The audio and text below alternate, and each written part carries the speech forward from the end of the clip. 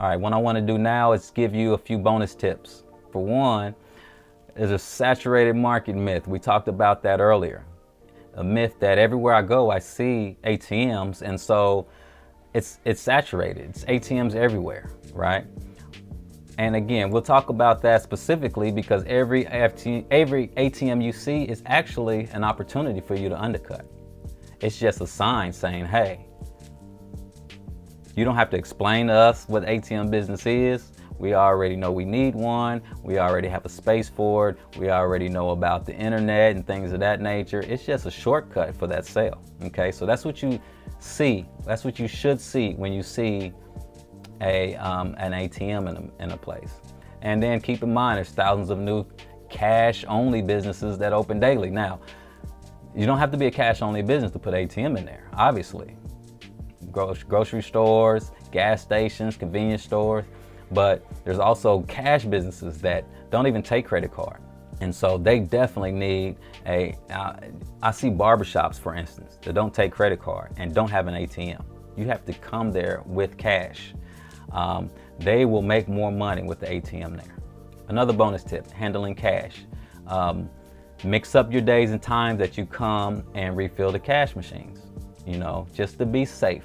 Just like people will go out and watch what time you leave the house every day and when you go on your walks and your routes, you need to be a little bit smarter, be on the front end of that. Switch it up. Don't use the same times and days, okay?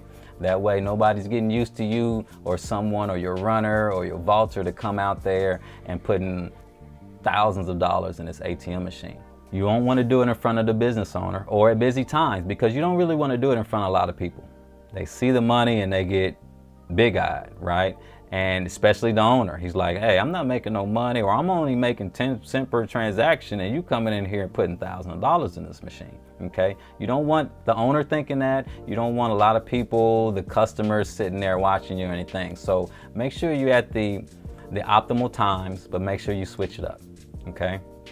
And then I want to remind you to add transportation and labor into your budgets. And don't forget, you need to get there. It's $6, some places it's $6 a gallon, right? Some people don't have the time. What if you have your ATM in a business that closed before you get off of work, right? You have to keep these transportation, the labor in mind, okay? Avoiding scams. So this is another big thing because I haven't been scammed, but I hear about a lot of scam stories in the industry. And maybe that's because I'm in the industry and every industry has scam stories, right? But there's been times where people try to order a used machine and don't get it. And so it's a hard time to get back. Or they're dealing with a provider that puts them in a 6-year, 5-year contract with these stipulations. Say if you don't work out, you have to pay for the rest of the machine, or et cetera, et cetera. So I want you to follow the tips that we've given you so far and be diligent, all right? So purchase from reliable companies, for one. The major ATM machines, there's only 4 or 5 major ATM machine brands. You also want to get with a reliable company, someone who's done this before, someone who might even can come out and install it for you or fix it and etc. All right. Another thing, a lot of people start asking for cash. I don't care if it's a site location, the people selling the ATM, don't pay through cash or checks. Okay, because there's no record. They can run off and disappear. Not only can they run off and disappear, but you need this information for your records.